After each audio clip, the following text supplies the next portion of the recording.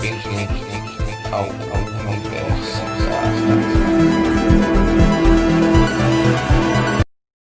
Our founding fathers clearly understood this principle, and so do our enemies.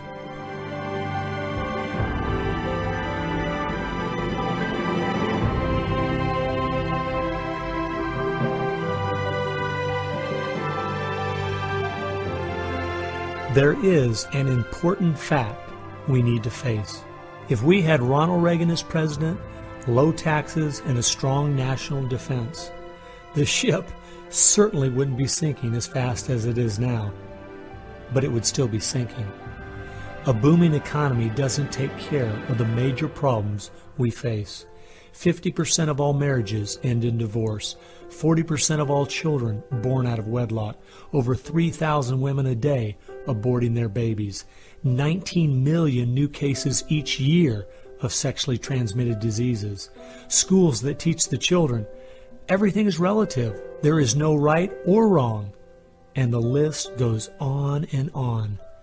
I recently read in our local paper that over the last 12 months, almost 7% of all high school students in my state tried to commit suicide.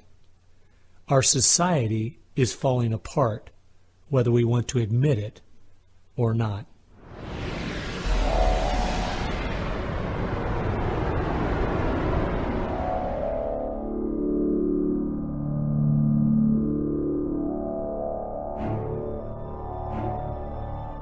Karl Marx had the insight to see that dethroning God and destroying capitalism went hand in hand.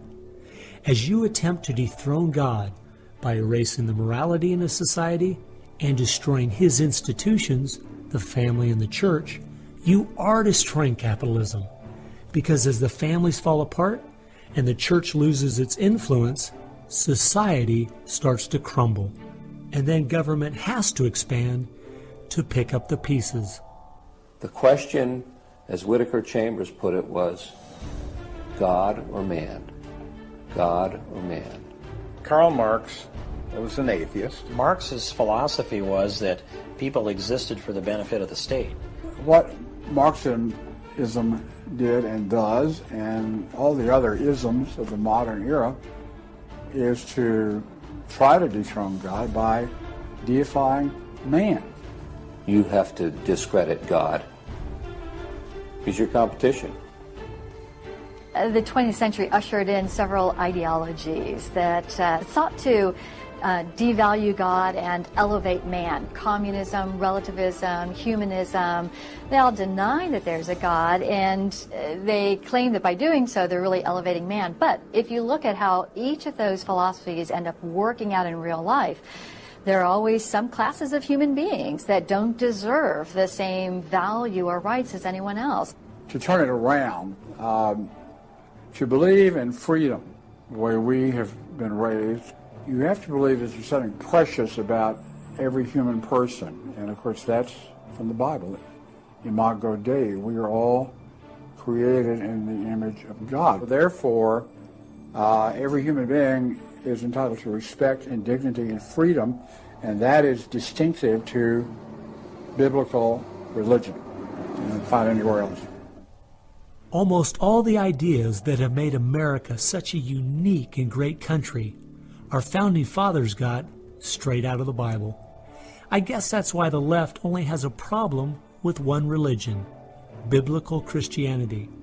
They never complain about separation of church and state when it comes to Islam, Buddhism, Hinduism, or any of the other religions.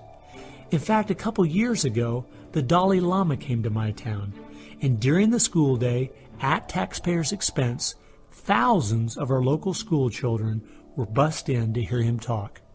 I wonder if they would ever do that for someone like Billy Graham. No, they must destroy the Bible's influence in America so they can step in with big government in its place. It's an age-old question. Are we going to believe in God, or are we going to play God ourselves? Essentially, for the left, the choice that they see very clearly is people are going to depend upon God or they are going to depend upon government. They want people to depend upon government, so they have to destroy faith in God. At its core, it's a rebellion against God and God's laws. And that's what the battle is about. That's what the assault is on. That's why Christianity is a target. And that's why we saw the gulags in the Soviet Union. We saw the concentration camps in Nazi Germany. And all the ideologies that elevate man end up devaluing certain human beings. Dictators of the left, Hitler, Stalin, Mao, Castro, and all the others, always have come to power by acting like they're going to change things to make it better for the people. Yet history has shown us the devastating results that have happened every single time. There is no example in history of big government that didn't abuse its power over the people. But people who have believed in the God of the Bible and that our rights are a gift from Him to everyone have always stood up for the preciousness of every human life. You look at those who have fought for true human rights throughout the ages, and it's those that do have a strong faith in God, those who fought against slavery, and those now today who are fighting for the sanctity of human life. Like the Declaration says, we hold these truths to be self-evident, all men are created equal.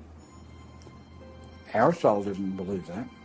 He said, no, some people are born to be slaves, and some other people are born to rule over them.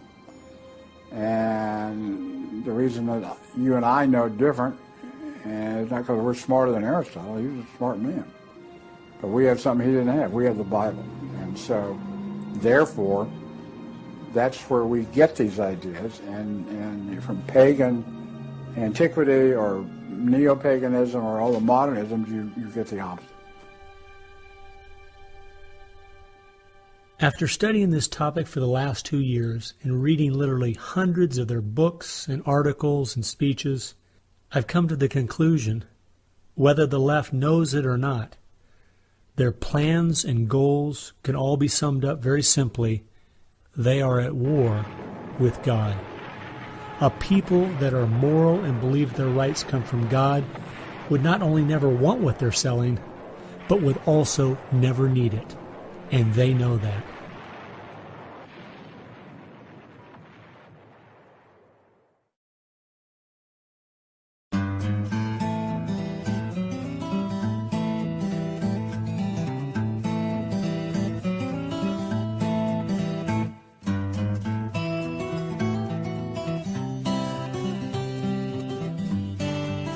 It's obvious if you're trying to subvert a country, you want to control the news. You want to control public opinion. A lot of people realize, well, there's a biased media, and most people know that. Even the Washington Post admitted it. Yeah, we were biased for Obama, so what? And when you enter into the equation, so what?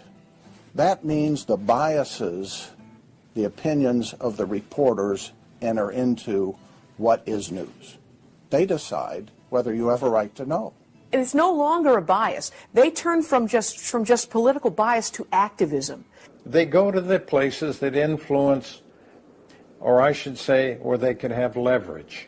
Generations of journalists have been trained to interpret events, interpret the news, not report the facts, interpret the news. They do not deal in facts because facts aren't effective for them. They have very few facts on their side. They've gone into and penetrated these major areas to where they can influence it in the direction they want to go. We've seen a massive shift away from old-fashioned objective news reporting to what he called interpretive reporting, what others call advocacy journalism. And it's advocacy for a cause. And as a result, we have a news media in the United States that is extremely liberal at the present time. Which was a major, major goal. Control not merely the newsprint, but the television media and Hollywood. Stalin said himself, if I could control Hollywood, I could rule the world.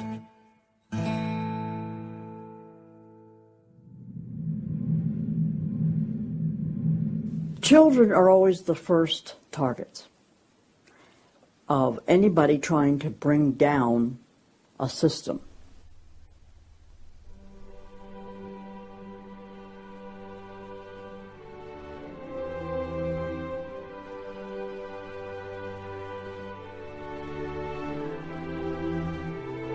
John Dewey is believed to be the most influential man in the whole area of public education. He went to Russia in 1928 to help study the Karl Marx way of education, bring it back to America. Dewey was an atheist. He was a socialist, a humanist. He was part of the Socialist Society in America, helped found that. What he believed in was that education should socialize the child to make him a willing tool of the state. It might be surprising to some that the man who is still idolized as the father of public education in America is the very man who did everything in his power to dumb down our children so that they would willingly accept his vision of a socialist America. It started with Dewey in the early 1900s. It expanded, really expanded since the 1960s. The hard left gets control of the teachers' unions and the training colleges. If you've got those two institutions, you can pretty much dictate all educational policy. The people who were demonstrating against our country and against our government in the 1960s have now become tenured professors in the universities. So they're the ones who are writing the textbooks, teaching the teachers, running the teachers' colleges. And it's self-perpetuating, because once you have the universities, then you train more cadres and more and more and more. And they discovered that they could do more to remake our country by going into the schools than they could by throwing bombs. I believe the average patriotic American underestimates the importance and influence education has on their children. That's how the large majority we had in 1980 to elect Ronald Reagan in a landslide has been lost. It's not because the other side has had lots of children. No, they're aborting theirs. But instead they're capturing ours through the propaganda they teach them, 7 hours a day for 13 years, and even longer if they attend college. We are losing most of our children to the other side because of the anti-American, anti-God, and anti-free enterprise rhetoric they are filled with in the government schools. Government schools are not teaching basic reasoning processes. They're not teaching logic. They're not teaching actual data of history and science and mathematics. And if your education is rather limited, then you're inclined to believe that government can be the solution to your problems. When you look at the desks in the schoolroom, you'll find 4 together, or maybe a table, they sit around a table. Independent desks are very rare in most classrooms because they don't want to promote the self-sufficiency, independence mindset. You go back to William Z. Foster in his book, Towards Soviet America, you will see how he has a whole chapter there on how we have to supplant education in this country and ultimately force every student to attend public school. That's the other thing. I hope the homeschoolers catch on to this. The homeschoolers and the Christian day school movement are going to have some very rough times ahead of them because the public school crowd cannot afford to have any competition. And they're being given plenty of competition by the homeschoolers right now. You see the effects of that in lowered educational standards. There's no more studying of the classics or studying of the civics or, you know, how the US Constitution was formed. It's all progressive education. It's all based on the identity politics, the isms, the current trendy isms, environmentalism, racism. They're training them for the collective, and a collective mindset and a dependency mindset. And it seems that they, again, want to have people be uneducated, so then they do become wards of the state. They're dependent on the government to provide everything for them. It's under 10% of kids believe that there is an absolute right and an absolute wrong. And why are we surprised? We've sent our kids into this government system that indoctrinates them, that teaches them about tolerance and diversity and multiculturalism, and not about reading, writing, and arithmetic, not about what our founding fathers had to say. It's consequences. Few would argue that the education the children are receiving in the public schools is pathetic at best.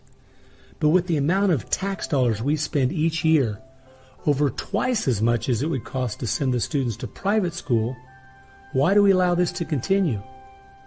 The group that my investigation led me to, that seems dedicated to making sure the children don't get a good education, was a real shocker.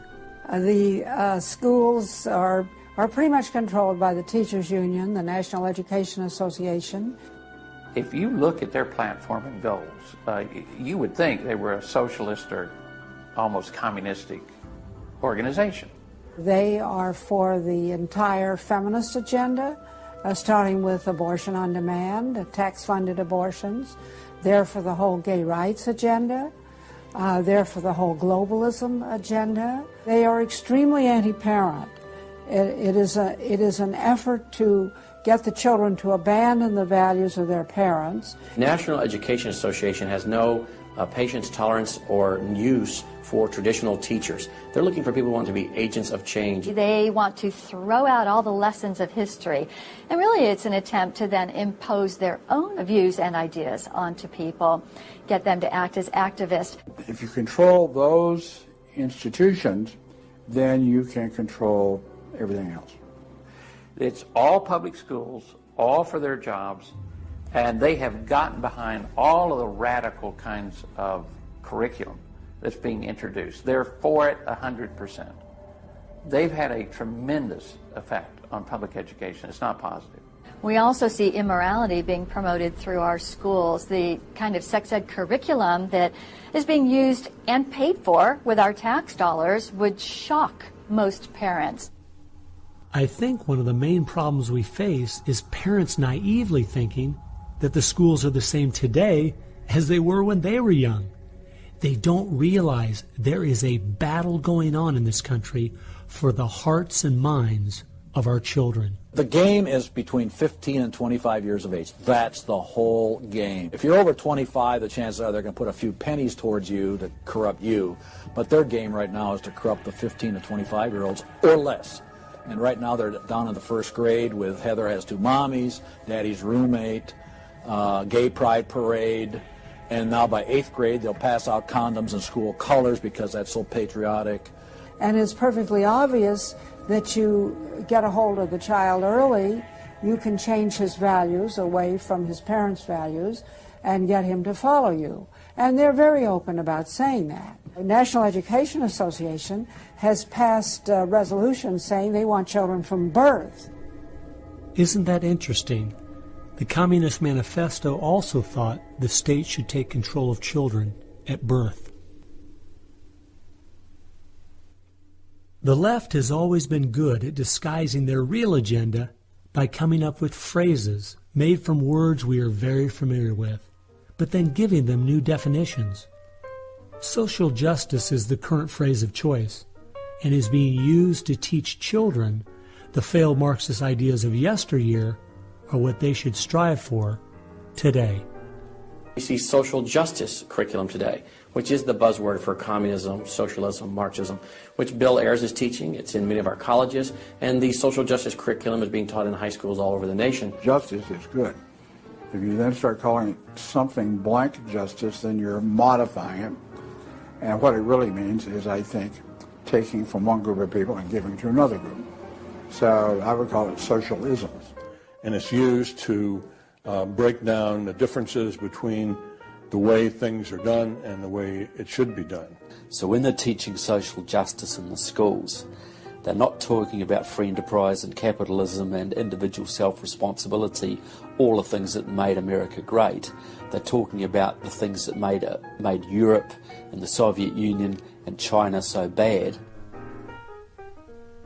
The longer we allow our schools to teach the children that America has so many faults it's not worth saving, instead of the fact that even with its faults, it is the greatest country that has ever existed, the less chance we have of ever turning our people back from the dead-end road we're currently on, a road that promises to give us a perfect world if we'll only give up our sovereignty and our freedom.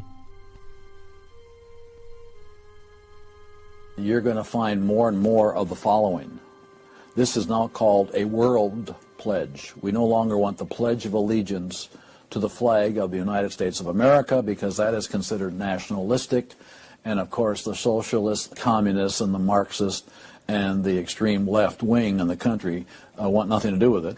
I pledge allegiance to the world, to care for earth, sea, and air, to honor every living thing with peace and justice everywhere. This came out, first of all, in Superior, Wisconsin. So Superior, Wisconsin was their guinea pig, and there was very little said against it, and so it would then go to the next and the next and the next, and before long you'll have the whole school system standing up saying, I pledge allegiance to the world instead of I pledge allegiance to the U.S. The public schools right now, if you'll read Towards Soviet America, have nearly accepted every item that William Z. Foster said we needed to place into the public school curriculum. And we're seeing the results, you know. People are not as informed as they once were. They think in different ways, and they think in the way that the left intends them to think. Antonio Gramsci realized that if you can take over the institutions and the culture, you will be able to use those to influence society to create the socialist man you want. I think the most brilliant part of his plan was that he realized you could not only create a man that wanted big government to take care of him cradle to grave, but, and this is the genius of Gramsci, you could create a man that needed big government to take care of him cradle to grave. A man so dumbed down and so minimized in society, he wouldn't have the intellect or character to take care of himself. The reason this is so deadly for America is that once we have a certain percentage of the population in that category, our limited constitutional form of government is no longer possible because too many people won't be able to exist in that framework. We are approaching that tipping point rapidly.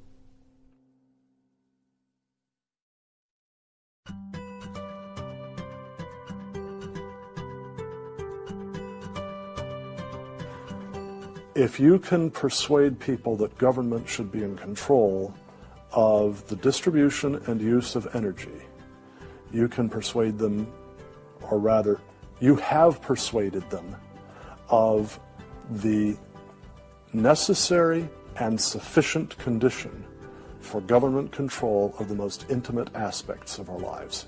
One of the main thrusts of socialism these days is obviously through the environmental movement. You know, one hates to pick on Al Gore too quickly and easily, but I read the whole of his book, Earth in the Balance, Ecology and the Human Spirit, back in 1992 when it was first published. And if you know anything about the history of political philosophy, you read the last chapter in that called A Global Marshall Plan, and you understand that there is no way to implement what Al Gore was calling for in 1992 in that book except by means of totalitarian world government.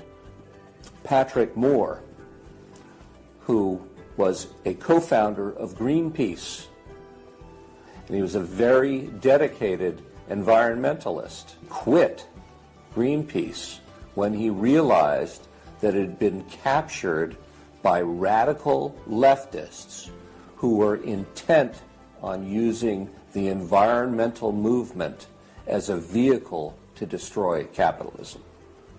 How many factories work when there's a power outage? None.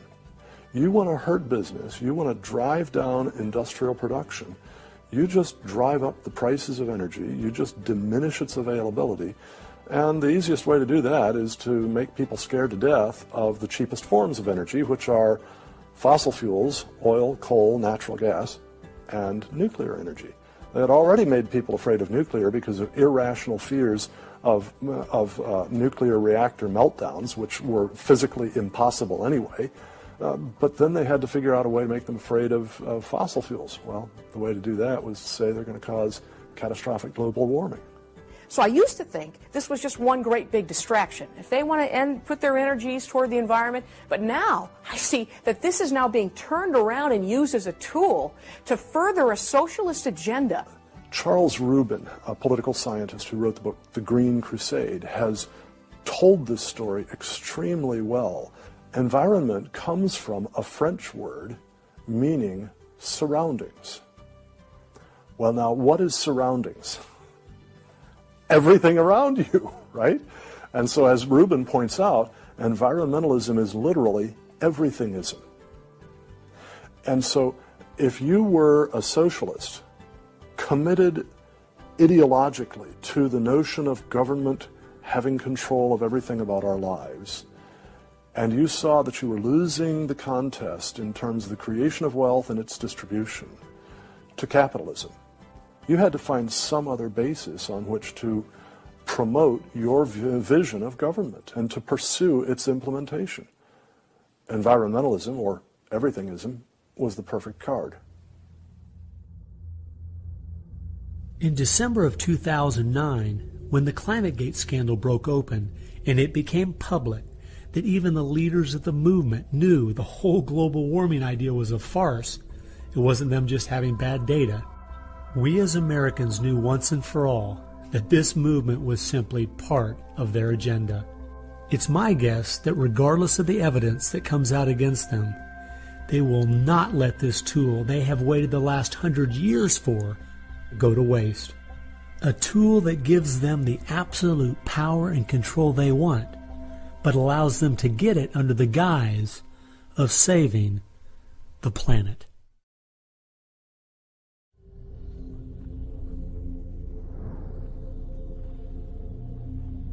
He was born of left-wing parents. He was mentored as a young man by a Communist Party member called Frank Marshall Davis. Now, Davis joined the Communist Party in Chicago, and he was very well connected there. So young Obama eventually wound up in Chicago, and he started working with the very same people that had been working with his friend Frank Marshall Davis. All of his associations have been with people that are way left of center, hardcore left. And he's doing nothing more than what is predictable based upon that background. The nicest word for his agenda is the socialist agenda, and we could go on down the line of the other descriptors of the types of an economy and a society that he's building. He's all the things that Gramsci wanted to use for social change. Yeah, he's the epitome of the movement. If you think there's no way that so few could be so effective, consider this. When the Communist Party USA split in 1992, the group that formed was the Committees of Correspondence, and it was their meeting I attended that summer at Berkeley. As I started researching that group, I saw that many of the same people who started or have worked with the Committees of Correspondence and its sister organizations were the same people who were involved with President Obama's campaign and administration. I found file after file on Trevor Loudon's website documenting with footnotes and photographs these connections. The radical left has been so successful they have persuaded the American people to put one of their own in the White House. Socialism and Marxism go together like Mary and Mary's little lamb. The general populace knows very little about what the socialists are up to. If you're going to find socialism, you're going to find the hardcore communists right behind it. One of the main avenues has been through what they call the Congressional Progressive Caucus. 20% of the US Congress are members of this organisation. They have chairmanships of most of the major House committees and are easily the single most powerful bloc in the US Congress. And virtually all of them are tied to either Democratic Socialists of America, the Communist Party USA, or other radical organizations. We're literally at this very time watching what's transpiring and has been going on from the Fabian socialist point of view from 1883 to the present. So these guys don't give up. And they're going at a breakneck speed because they know they've got an opportunity now to change America in a way that can never be changed back.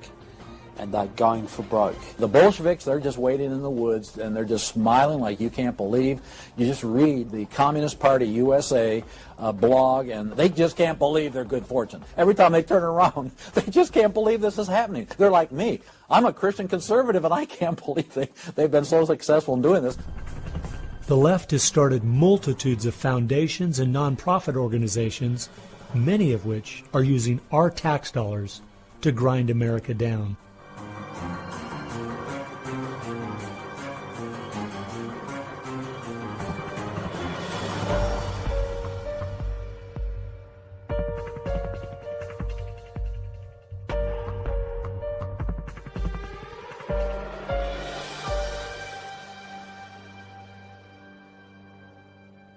They use all kinds of patriotic words to masquerade an extreme leftist orientation, which, if anything, would enslave the people in the same kinds of things with the same kind of ultimate results as communism had. The communists will let the socialists go so far, and then ultimately the communists really turn on their fellow socialists and they wipe them out too. And their attitude, I think, is really probably pretty close. They figure, look, if these socialists betrayed their own country, the chances are, once we get in power, they'll betray us too. So they'll figure, let's just rub them out right now. And at a given point, you'll see in the history of communism that they've been very effective in rubbing out their fellow socialists who brought about their socialism before the Bolsheviks and the hardcore communists with a capital C took them over. One thing we do really have to recognize is this is a domestic enemy. This is not just people with different ideas. These are not just nice folks who have funny, silly ideas that they will eventually figure out are just not very mature. No, these people are dangerous, dangerous enemies, and they are intent on overthrowing this country and imposing a socialist system that will mean extreme hardship for the vast majority of people in this country. That's true with them constantly seeking to re-engineer society so they reach this level of utopian perfection. Where we, on the other side, we advance the idea that this is about the cause of freedom, and if it hadn't been for Jesus Christ, there never would have been a United States of America, because the inspiration for freedom drove our founding fathers. They were informed by their faith, and I believe guided by the hand of God.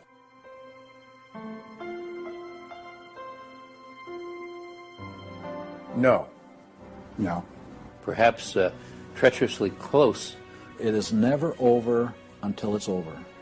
When the fat lady sings, isn't that the slogan? And when the fat lady sings, it's over. Now, she might be clearing her throat. We saw the great country of Germany in the 1920s brought to its knees. Hitler came into power and destroyed the country.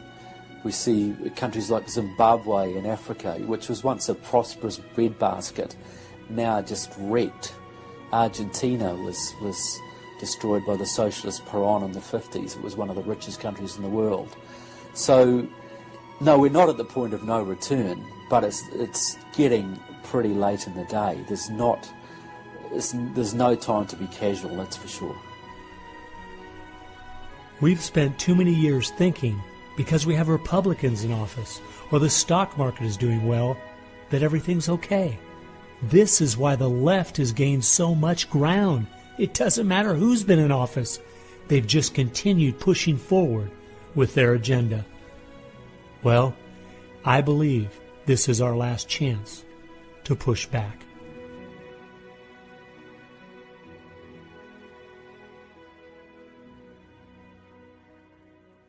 If people are looking for something to do, we have our work cut out for us. I believe one of the things that we can do that will have a profound impact in changing America is praying.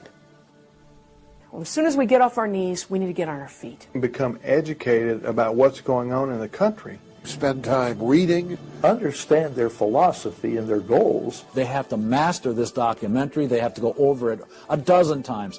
It might be having a monthly movie night with family and friends, watching one of the many great documentaries out there about what is going on in our country.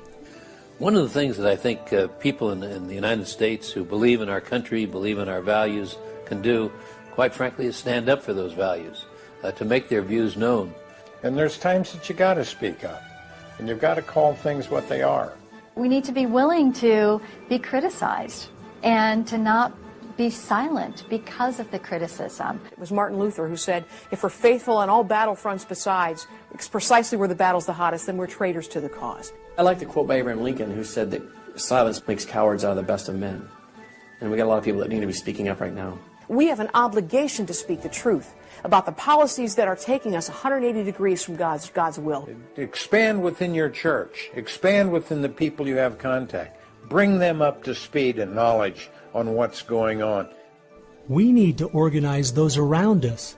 By simply mobilizing the unique groups of people we are in contact with and being their source of information, we can have an extraordinary effect. Lenin said that the organized minority will beat the disorganized majority every time. Why should we be buying products from companies that are going to fund organizations that attack our values? They need to be really smart in using the mass media. They might want to blog. Using the power of YouTube and that sort of thing to educate as many people as possible. A good YouTube video can reach millions of people. And if Susan Boyle can do it, why can't we? If you do the right kinds of things on YouTube that are creative and do them frequently, you can drive a message through society, influencing millions at almost no cost. We need to be the people who graciously but consistently make contact. And express to those folks we elected what we want them to do, and what we believe in, what we think is right. And if they don't follow those things, then we need to make efforts to get them out and get other people in that will. Pick the good ones and stick to them. Don't waste your time on people who won't stand up for their country. All the others are making contact. The people who really want to honor America need to make contact. We also need to be influencing our own families. We've got to teach our own children and grandchildren the difference between truth and error, why they believe the things they do, and the true source of America's greatness. If what we're talking about is true, the most important thing we can do is protect our young, because that is where all of this is leading. They need to get that younger generation under their belt. And more parents are going to have to say, they're just going to have to sacrifice and take responsibility for their kids' education, because that's really where it starts, to impart that belief. The Southern Baptists, we're seeing that 85% of their kids, after they get out of their home, are essentially rejecting their faith, rejecting what they were taught. And of course, I think the reason for that is because their parents didn't have a lot of influence over them. I believe the public schools are the greatest cultural influence in this country. You homeschool your kids or get them in a Christian day school. If there is any way at all, homeschool your children.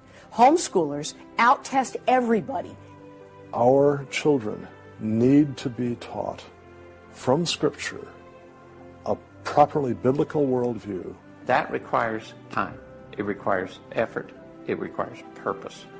Our minds should be the sharpest minds in the world. We need to work within our family to educate our children on what kind of country they live in and build their faith, and then get involved.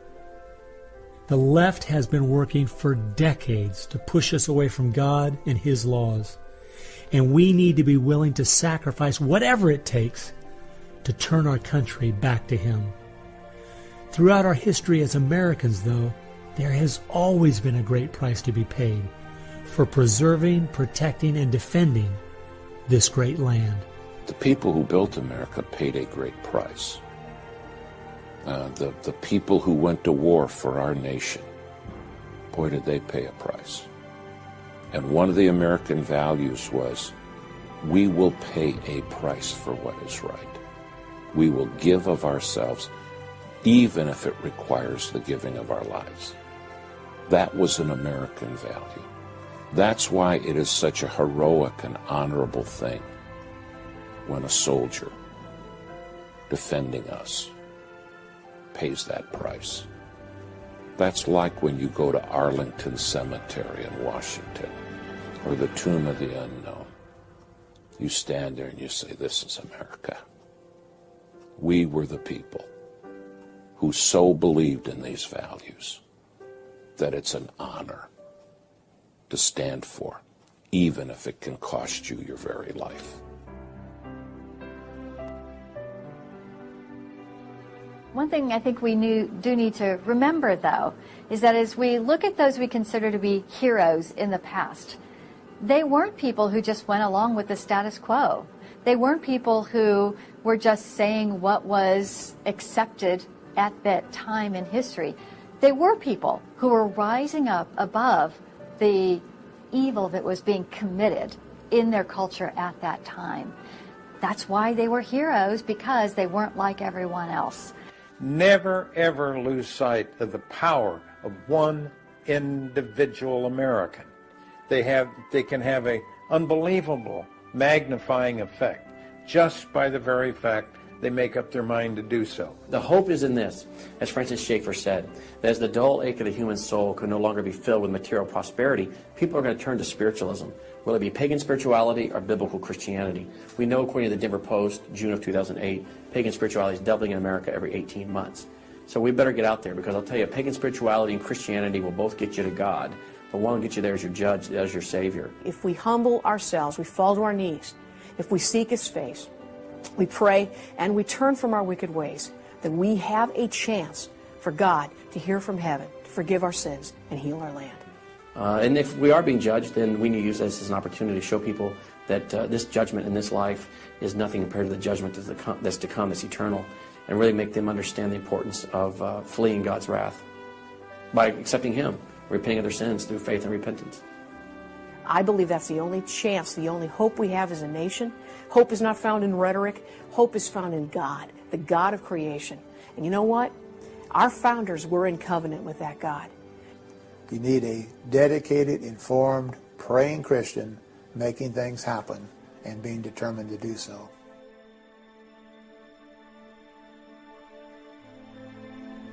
Time has only allowed me to present a fraction of what I found.